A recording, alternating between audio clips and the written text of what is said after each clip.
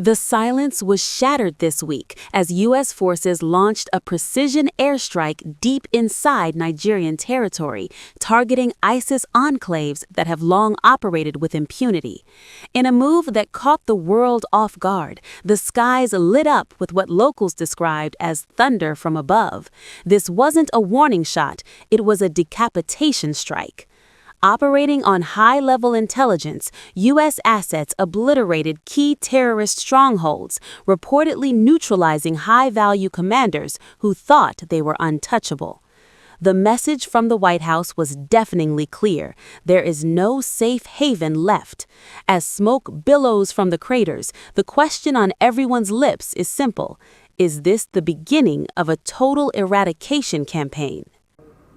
This is Gidan Madi, the headquarters of Tangasa local government area. And behind me is Ruawuri.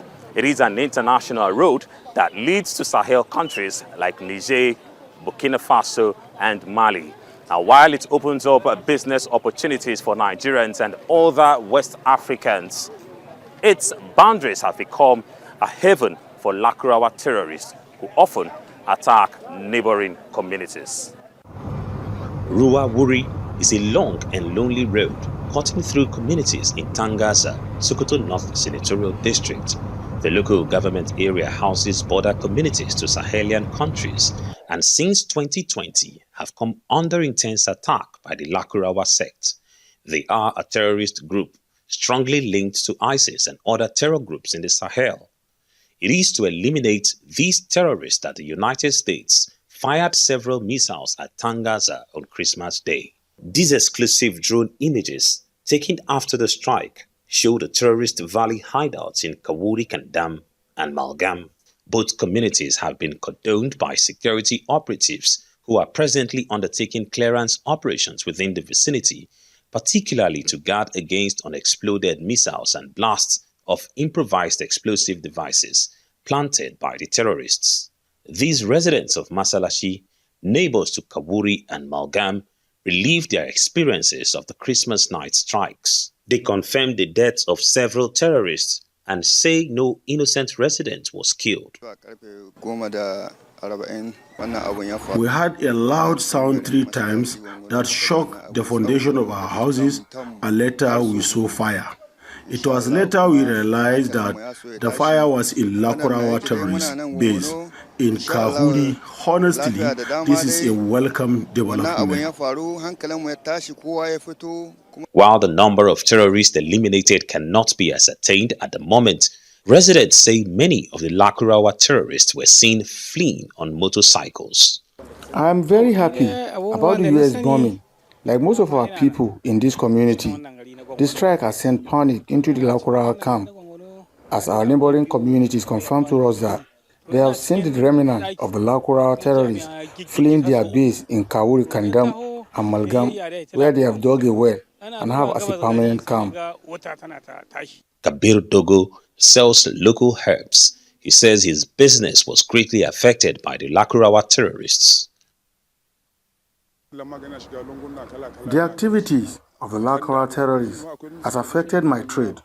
Aside selling traditional herbal medicine, I used to have a monkey and hyena that I used to entertain people and attract customers to buy my medicine. The Lakurawa killed both the monkey and the hyena and almost took my life. They have disrupted my business and make life difficult for me.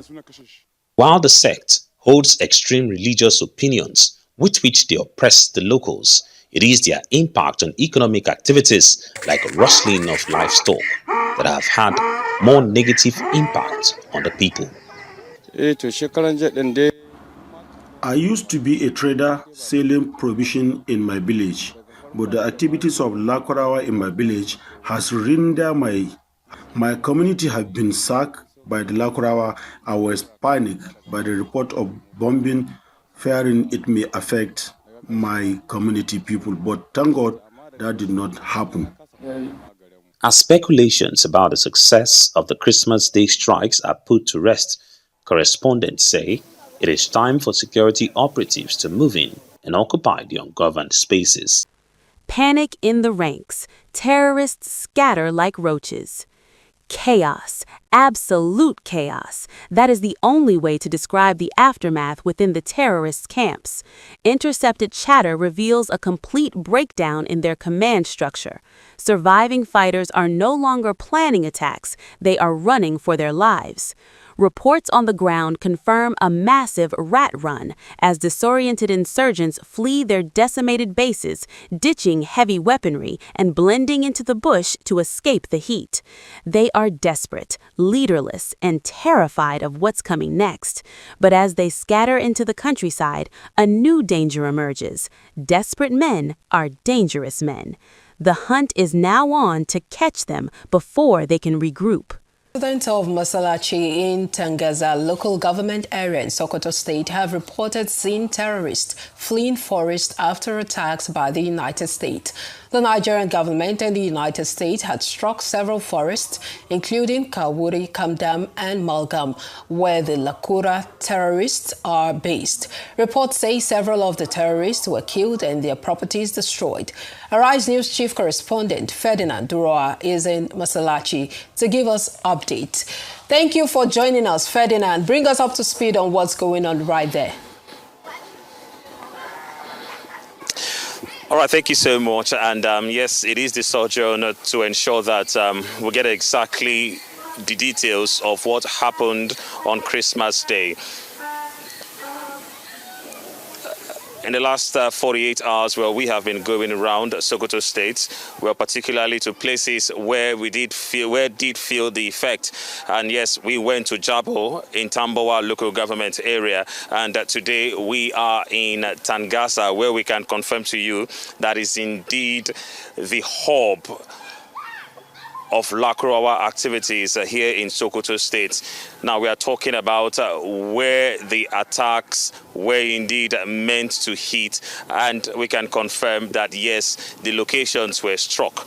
Now we've spoken to some of the villagers, and also some of the traders, because this is a route. After here, from this point, you cross over, and then it leads on to Niger Republic, well, then leads on to Ghana, leads on to Burkina Faso, leads on to Mali.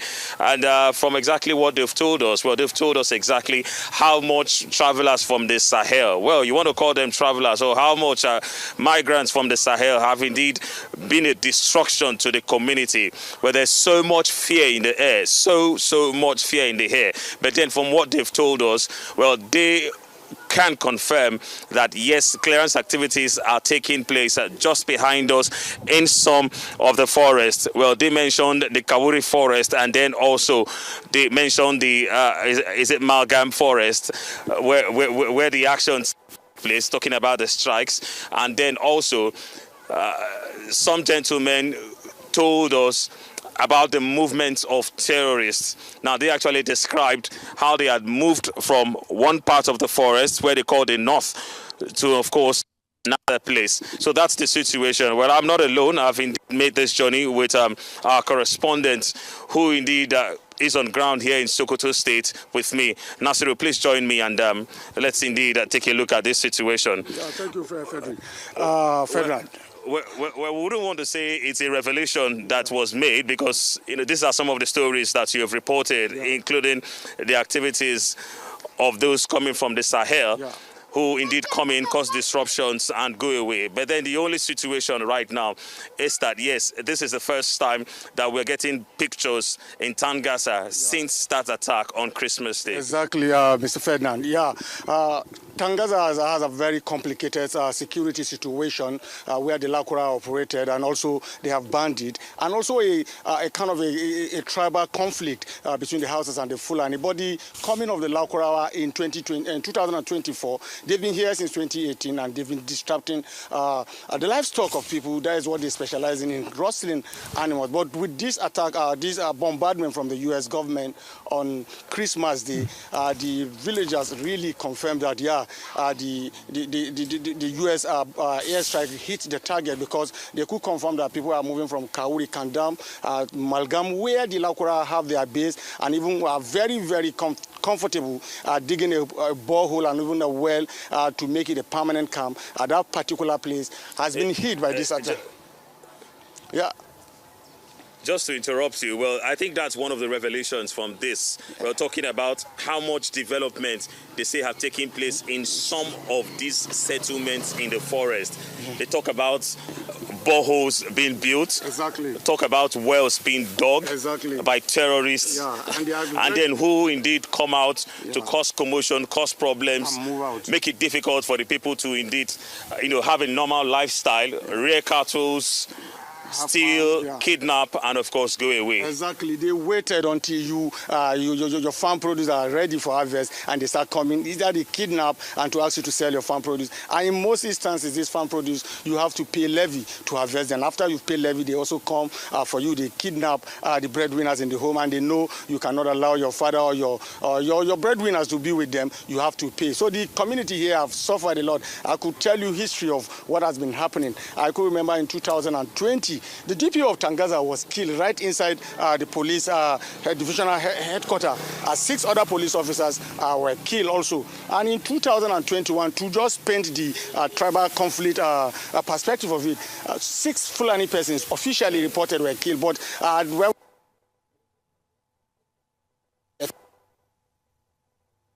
situation here, it's a bit complicated. At a point, the Lakora were even helping the locals to push back the bandit. That was when some local government officials actually confirmed that they have a hand in inviting the Lakora into the community. But at a point, that period, the Lakora were serving as reformers in a way, trying to instill a kind of religion of their own, trying to regulate people, try to regulate what you wear, what you eat, what you drink, and at the point they became a problem. Well, some of the historical perspectives to it, but then the news is that yes, before now there have been worries, there have been discussions, and then about trying to get that confirmation concerning the attack, but we can indeed confirm to you precise attacks on some of those locations, and of course it did cause plenty of havoc. Very good. Ferdinand and Nasser, I've got a question for you. It's one thing to have these strikes, but there's a need to consolidate on whatever achievements you may have gained here. Okay, the reports we're getting that you're just giving us is that some of these terrorists are leaving some of these localities, as it were. Do we have a plan, a sort of plan with the Nigerian troops, perhaps moving in and consolidate their hold on those regions that has been, unquote, maybe liberated, and at least have a military presence there on ground? It's not just to have these strikes and then leave the place the way it is, and they come back again. So are you hearing any word on that? Definitely. For about, I think 2 days ago, the Defense Headquarters did put out a statement talking about some kind of clearance operations, and then also personally I have reached out, spoken to a couple of them, and yes, I did get the same information. Now, for some reasons, we were giving some advice about moving further, though we've been able to get some very interesting pictures. But the truth is, there is need for consolidation, and that's because lots of people are beginning to talk about what might happen after now. There are confirmations that they have been able to, they are leaving their bases, and what it means is that they might be looking for some other places to go resettle, and that's even because the community themselves, they want to use this opportunity to come together, rally themselves together, and then for some of the institutions that are not really working, they want to enhance these institutions and then ensure that, yes, they begin to get things like intelligence so that they can indeed help the authorities. Well, beyond that, people are asking what exactly is going to happen right after now. Now, from what we gathered, we gathered that, these persons, somehow, they have been so integrated into the society that in some places that they have even married some of their daughters. And so lots of people are beginning to say, okay, this is perhaps the time when we can begin to go into their houses, go into those places who are related with them, and then begin to dig in for more information. So there's a whole lot that needs to happen after now. It is one thing to have these strikes, but definitely the government and, of course, the military must consolidate on this. Indeed, we must consolidate on this and ensure that people can feel safe again in the community. the all-seeing eye. Maiduguri under watch, the predator circles. If the terrorists thought fleeing to the northeast would save them, they were dead wrong. The U.S. has officially turned its all-seeing eye toward Maiduguri. Residents have reported the low hum of high-altitude surveillance drones circling the skies above Borno State, unblinking, unsleeping, and relentless. This isn't just about watching, it's about painting targets for the next wave. The U.S. surveillance grid is now active over Maiduguri, tracking heat signatures and movement patterns to ensure that those who fled the first strike have nowhere left to hide. Unmasked media verdict. The game has changed. The skies belong to the hunters, and for ISIS in Nigeria, there is nowhere left to run. This evening, we begin with the security matters, where the United States has resumed intelligence and surveillance operations over Nigeria's Sambisa forest following recent airstrikes targeting ISIS-linked militants in Sokoto State. A flight tracking data on a Saturday showed a U.S.-operated aircraft conducting reconnaissance missions over Borno State, a known stronghold of insurgent groups. The aircraft, identified as a modified Gulfstream V, commonly used for intelligence, surveillance, and fact-finding. This is believed to be monitoring activities of Islamic State West Africa province operating in the northeast and Lake Chad region. Now, surveillance flights had paused briefly after the Sokoto strike before restarting. Records indicate the mission began in late November with aircraft operating out of Ghana, a regional logistics hub for the United States forces. The renewed operations come amid heightened security cooperation between Washington and Abuja and follow warnings of a continued military action against militant groups in Nigeria. In the meantime, the African Democratic Congress says the airstrike carried out by the United States Africa Command in Sokoto State on Friday highlighted what it describes as a historic incompetence of the administration of President Bola Tinubu. The United States launched a series of airstrikes on ISIS terrorists in Sokoto in the early hours of Friday. In a statement, the ADC National Publicity Secretary Bolaji Abdullahi said the opposition party supports lawful efforts to protect Nigerians, but blamed governance failures for the foreign military operations on Nigerian soil. Abdullahi also warned that permitting external forces to conduct direct military operations in a country is unsustainable and could undermine Nigeria's long-term strategic interests. Now, to discuss this further, we are joined by a security consultant, Dixon Osaji. Dixon, you're welcome. Thank you for having me. Good evening. Yeah, Dixon, now the United States has resumed intelligence and surveillance operations over Nigeria's Sambisa forest following recent airstrikes targeting ISIS-linked militants in Sokoto State. Your thoughts on this, please? Well, for me, 2 days ago was a day we received the Tomahawk in our territorial space, and as of today, intelligence coming stated very clearly that the United States are conducting surveillance.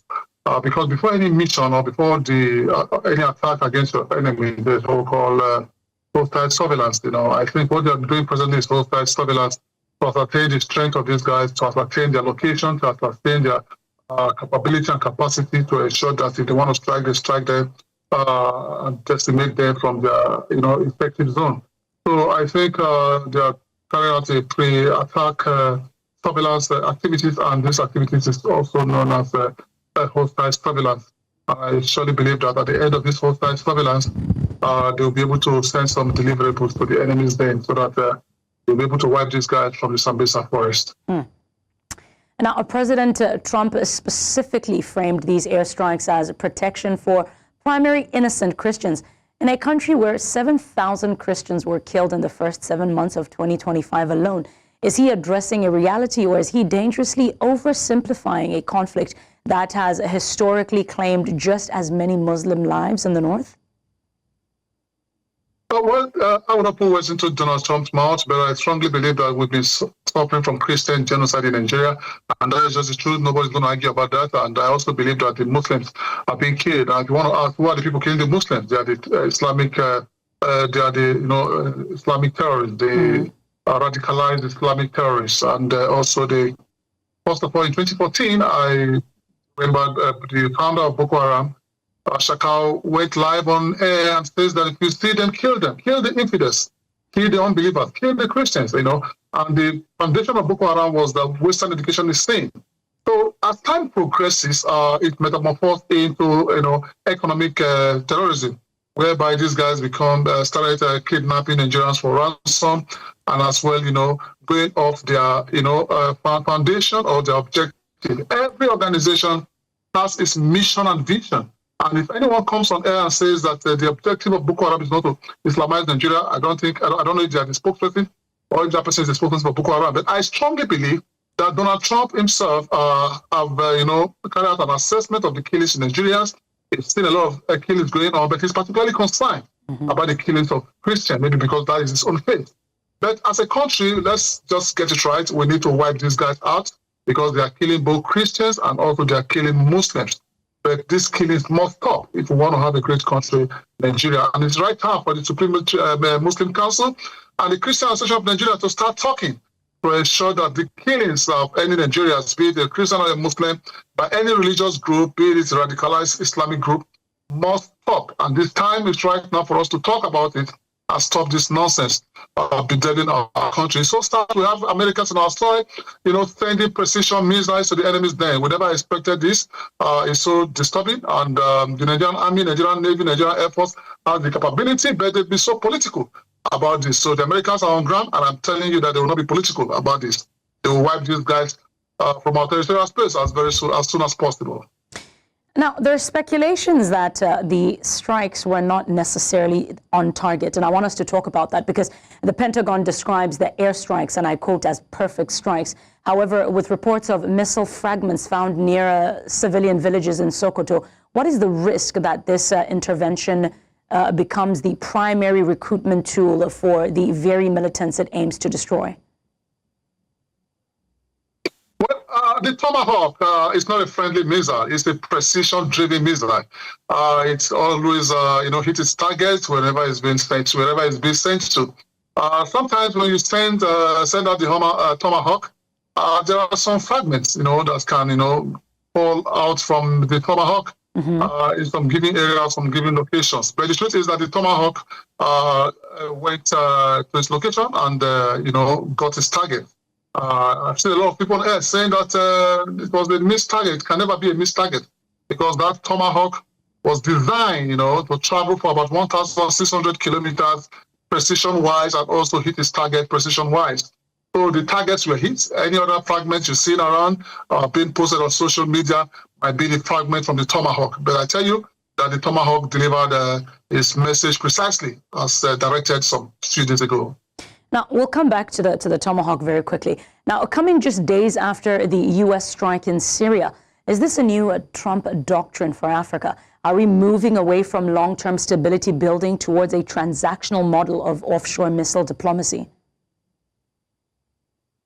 Well, for me, it's so sad that as a country, as we speak right now, Nigeria is the most discussed country in the world negatively. All over the media yesterday and the day before yesterday, all over the world.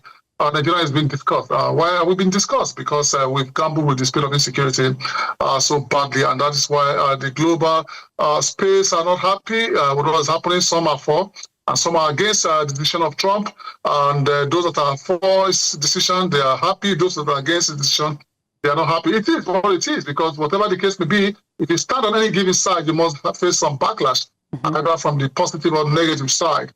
But as we rightly talk about, as it's going right now, I think our presence in Nigeria right now, the presence of U.S. forces in Nigeria right now is going to, signal a form of, global threats. A lot of criminal activities, the ISIS, the terrorist network want to start migrating to Nigeria to defend their own borders and also ensure that they fight the Americans, because wherever the Americans are, fighters want to go there to engage there because they see an American as the number one enemy of the world. So I think these diplomatic issues, and we must handle it very sensitively. And the Nigerian military needs to have effective coordination with the United States Force and the United States African Command here in our territory to ensure that this mission must be concluded quickly, and also have the Americans depart our territorial space so that we don't have visitors coming from all over the world to come and defend their brothers in the area of terrorism perspective. Now, Dixon, lastly, security experts argue that the Lakurawa filled a vacuum left by the near absence of state security. Does a Tomahawk missile address that state failure, or does it merely treat the symptom while the wound continues to fester? All right, fantastic. You see, one thing about the Tomahawk is this: when it comes to counterterrorism, there are 4 factors that are very important. That is very important: the link, the resource, demobilize, and radicalize this, demoralize these people. What the Tomahawk did yesterday.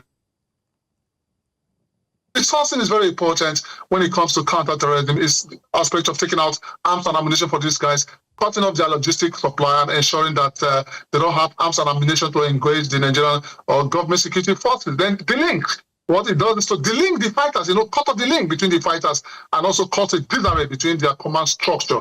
So it's a very, very good one when you have an effective bombardment against these guys. What you do is that you disorganize them and you demobilize them and demoralize them. So as we speak right now, the Lakura groups in Sokoto State, they are being demoralized and destabilized, because we must not give them time to regroup and start planning another attack against the Nigerian state. We must have what we call take hold and rebuild. Every territory that has been taken from these guys must be rebuilt by our Nigerian forces. What has been happening in Nigeria is conquer and abandon. We must stop that tactics. It's very wrong for us. When you conquer any territory, don't abandon such territory. Go for the territory, hold that territory, and rebuild that territory. So the Tomahawk is on ground, and I think it's going to do some great job in the area of the resourcing these criminal elements, delinking these criminal elements, demobilizing and demoralizing them from their given enclave. And I tell you, Nigeria will play the game. Security consultant Dixon Osagi, thank you so much for your time.